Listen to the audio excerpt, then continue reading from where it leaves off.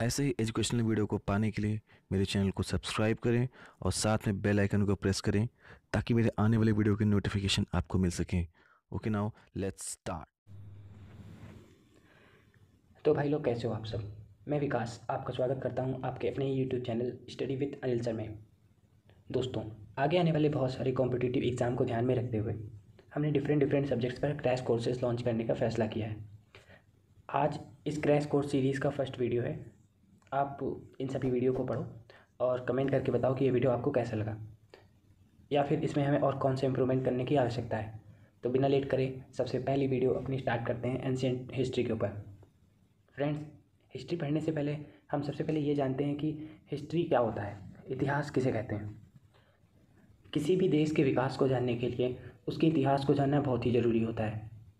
इतिहास मनुष्य और समस्त मानव जाति द्वारा की गई उन्नति का विवरण जानने के लिए एक मील के पत्थर का कार्य करता है। समाज के उज्जवल भविष्य के लिए हमें अतीत के इतिहास का जानना बहुत ही ज़रूरी होता है। अतीत का अध्ययन करके हम न केवल अपनी बहुमूल्य विरासत के बारे में जान सकते हैं, बल्कि उन कुप्रथाओं के बारे में भी जान सकते हैं जो देश की प्रगति में मुख्य बाधक रही हैं।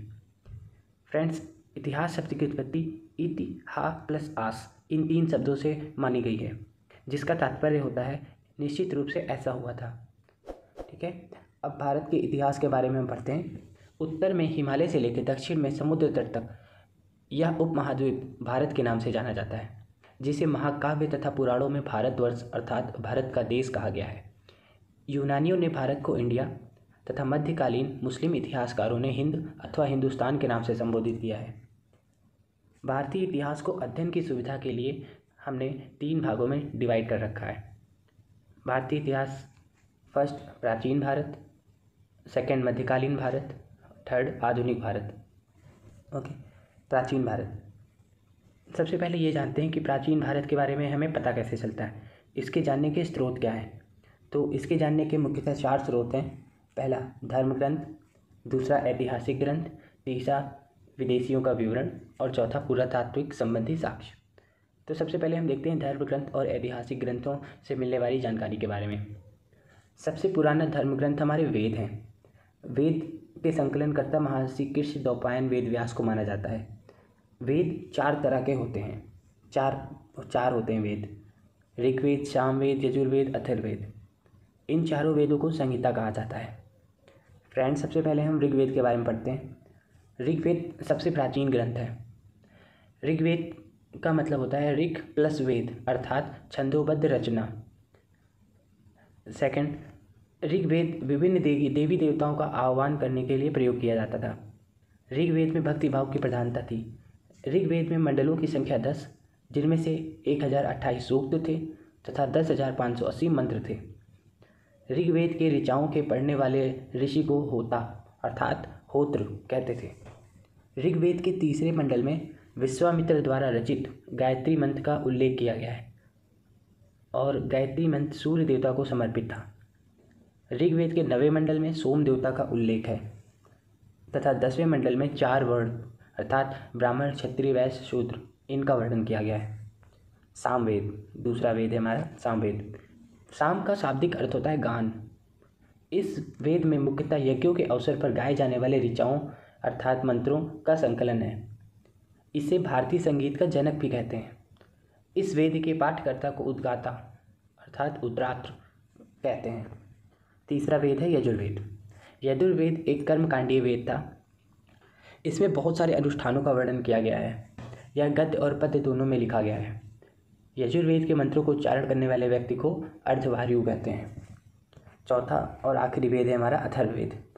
इसे ब्रह्मवेद के नाम से भी जाना जाता है। अथर्ववेद ऋषि अथर्वा के नाम पर पड़ा। अथर्व का मतलब होता है अथर प्लस वाणी अर्थात जादू टोना।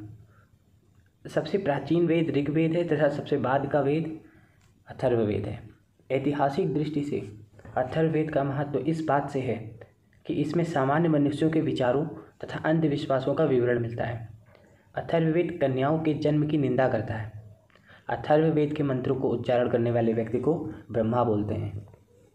तो इसी तरह हमने देखा कि हमारे वेद 4 प्रकार के होते हैं: ऋग्वेद, सामवेद, यजुर्वेद, अथर्ववेद।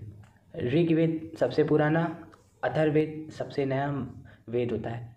इन चारों वेदों को संहिता के नाम से जाना जाता है। ऋग्वेद, सामवेद, यजुर्वेद, अथर्ववेद, इनसे हमारे प्राचीन इतिहास के बारे में बहुत सारी जानकारी प्राप्त होती है। इसके बाद हम देखते हैं विदेशी यात्रियों का विवरण। विदेशी यात्रियों जो बहुत सारे राजाओं के साथ में आए, उन्होंने भी हमारे भारत के बारे में बहुत सारी जानकारी दी। विदेशी यात्रियों के विवरण साहित्यिक साक्ष्य के अंतर्गत आते हैं। इसके विवरण से तत्कालीन सामाजिक एवं राजनीतिक अवस्था का पता चलता है। विदेशियों के विवरण को 3 भागों में बांटा जा सकता है: यूनान, चीन और अरब। पहला तो वो जो यूनान और रोम से आए, दूसरे वो जो चीन से आए, और तीसरे अरब यात्रियों के बारे में। पहला देखते हैं यूनान एवं रोम के लेखकों का विवरण। सबसे पहले लेखक हैं हेरोडोटस। हेरोडोटस को इतिहास का पिता भी कहते हैं। इन्होंने अपनी पुस्तक हिस्टोरिका में 5वीं शताब्दी ईसा पूर्व के भारत फारस के संबंध के बारे में वर्णन किया है। टेसियस, यह ईरान का राज्यवैद था। सिकंदर के साथ भारत आने वाले लेखकों में निरियाकस, अनेसेक्रेटस एवं अरिस्टोबुलस के विवरण अधिक विश्वसनीय एवं प्रामाणिक हैं। सिकंदर के बाद भारत आने वाले 3 राजदूतों मेगास्थनीस, डाइमेकस और डायनोसियस थे, जो यूनानी शासकों द्वारा पाटलिपुत्र के मौर्य दरबार में भेजे गए थे।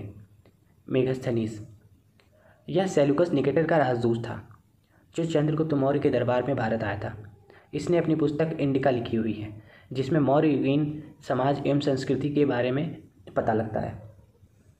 डाइमेकस, यह सीरियन नरेश एंटियोकस प्रथम का राजदूत था, जो बिंदुसार के दरबार में आया था। नेक्स्ट है हमारे डायनोसियस।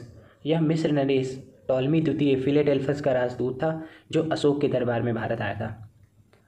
टॉलमी, इसने 2री शताब्दी ईस्वी के लगभग भूगोल नामक ग्रंथ की रचना की थी। प्लिनी, इन्होंने नेचुरल हिस्टोरिका नामक ग्रंथ की रचना 1वीं शताब्दी ईस्वी के लगभग की थी। इसमें भारतीय पशुओं, पेड़ पौधों, खनिज पदार्थों आदि का विवरण दिया गया है। नेक्स्ट हम देखते हैं चीनी यात्रियों का वृत्तांत। चीनी यात्री फाहियान, सुंगविन, ह्वेनसांग तथा इत्सिंग के विवरण भारतीय इतिहास के पुनर्निर्माण में विशेष उपयोगी रहे हैं। ये सारे बौद्ध मतानुयायी थे, जो बौद्ध तीर्थ स्थानों की यात्रा तथा बौद्ध धर्म के विषय में जानकारी प्राप्त करने के लिए भारत आए थे। इन्होंने भारत का उल्लेख यिन टू नाम से किया है। फाहियान, यह गुप्त नरेश चंद्रगुप्त विक्रमादित्य के दरबार में भारत आया था। इसने अपने विवरण में मध्य प्रदेश के समाज एवं संस्कृति का वर्णन किया है, जिसमें मध्य प्रदेश की जनता को सुखी एवं समृद्ध बताया है। सुंगिन, यह 518 ईस्वी में भारत आया था। इसने अपने 3 वर्षों की यात्रा में बौद्ध ग्रंथों की प्रतियां एकत्रित की।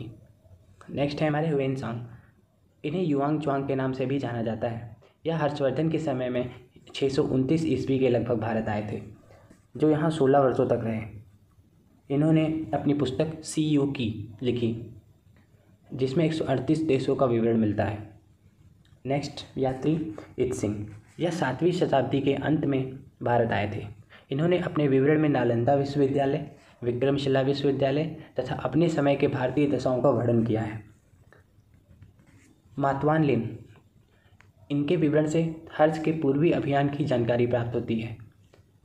चाउजू कुआ, यह अपने विवरण में चोल इतिहास के बारे में जानकारी देते हैं। लामा तारानाथ, इन्होंने कंग्यूर तंग्यूर एवं बौद्ध धर्म के इतिहास नामक पुस्तक लिखी है। अब तीसरे यात्रियों के बारे में पढ़ते हैं, अरब यात्रियों के वृत्तांत। अरबी लेखकों में अल-बरूनी, अल-बिलादुरी, सुलेमान, अल-मसूदी, हसन निजाम, फरिश्ता, निजामुद्दीन आदि मुसलमान लेखक हैं, जिनकी कृतियों से भारतीय इतिहास विषयक महत्वपूर्ण जानकारी प्राप्त होती है। अल-बरूनी, इनका पूरा नाम अबू रेहान मोहम्मद इब्न अहमद अल-बरूनी था। इनका जन्म 973 ईस्वी में ख्वारिज्म अर्थात खीवा में हुआ था। यह महमूद गजनवी के साथ भारत आए थे। यह अरबी, फारसी एवं संस्कृत भाषाओं का अच्छा जानकार थे। यह सत्य का हिमायती थे। इन्होंने अपनी पुस्तक तहकीके हिंद अर्थात भारत की खोज में यहाँ के निवासियों की तत्कालीन दशाओं का वर्णन किया है। अल-मसूदी, इन्होंने अपने ग्रंथ मुरुरज जहब में तत्कालीन भारतीय समाज का सजीव चित्रण किया है। सुलेमान, इन्होंने प्रतिहार एवं पाल राजाओं के विषय में जानकारी दी है। मीर मोहम्मद मसूम, इनकी लिखी पुस्तक तारीख़ हिंद से सिंध देश के इतिहास तथा मोहम्मद बिन कासिम की सफलताओं की जानकारी प्राप्त होती है। इसी प्रकार हमने देख लिया कि कैसे विदेशी यात्रियों के विवरण से भी हमें भारत की जानकारी के बारे में सारी चीज़ें पता चलती हैं कि हमारे देश उस समय तात्कालिक स्थिति में कैसा था। धर्म ग्रंथ, ऐतिहासिक ग्रंथ और विदेशी के विवरण के बाद अगला आता है पुरातत्व संबंधी साक्ष्य। इनसे भी हमारे इतिहास के बारे में बहुत सारी जानकारी प्राप्त होती है। 1400 ईसा पूर्व के अभिलेख बोगाज कोई एशिया माइनर से वैदिक देवता वरुण, इंद्र और नासत्य के नाम मिलते हैं। मध्य भारत में भागवत धर्म विकसित होने का प्रमाण यवन राजदूत हीलियोडोरस के वेशनगर गरुड़ स्तंभ लेख से प्राप्त होता है। सर्वप्रथम भारतवर्ष का जिक्र हाथीकुंभा अभिलेख में है। सर्वप्रथम दुर्भिक्ष की जानकारी देने वाला अभिलेख सौगौरा अभिलेख है। इस अभिलेख में संकट काल में उपयोग होने वाले खाद्यान्न सुरक्षित रखने का भी उल्लेख है। सर्वप्रथम भारत पर होने वाले हूण आक्रमण की जानकारी भीतरी स्तंभ लेख से प्राप्त होती है। सती प्रथा का पहला लिखित साक्ष्य एरण अभिलेख भानुगुप्त शासक से प्राप्त होती है। सातवाहन राजाओं का पूरा इतिहास उनके अभिलेखों के आधार पर ही लिखा गया है। कश्मीरी नौपाषाणिक पुरास्थल बुर्ज होम से गर्तावास अर्थात गड्ढा घर का भी साक्ष्य मिलता है। इनमें उतरने के लिए सीढ़ियाँ भी होती थी। प्राचीनतम सिक्कों को आहत सिक्के कहा जाता है। इसको साहित्य में काशार्पण कहा गया है। सर्वप्रथम सिक्कों पर लेख लिखने का कार्य यवन शासकों ने किया था। समुद्रगुप्त की वीणा बजाती हुई मुद्रा वाले सिक्कों से उनके संगीत प्रेमी होने का प्रमाण मिलता है। फ्रेंड्स, अब कुछ महत्वपूर्ण अभिलेखों के बारे में जानते हैं और ये भी देखते हैं कि उसको किस शासक ने अभिलेख लिखवाया था। हाथीकुंभा अभिलेख बहुत ही ज़्यादा इम्पोर्टेंट, कलिंग राज खारवेल ने लिखाया। जूनागढ़ अभिलेख रुद्रदामन ने। नासिक अभिलेख गौतमी बलश्री ने। प्रयाग स्तंभ लेख समुद्रगुप्त। ऐहोल अभिलेख पुलकेशिन द्वितीय। मंदसौर अभिलेख मालवा नरेश यशोवर्मन। ग्वालियर अभिलेख प्रतिहार नरेश भोज। भीतरी एवं जूनागढ़ अभिलेख स्तनगुप्त।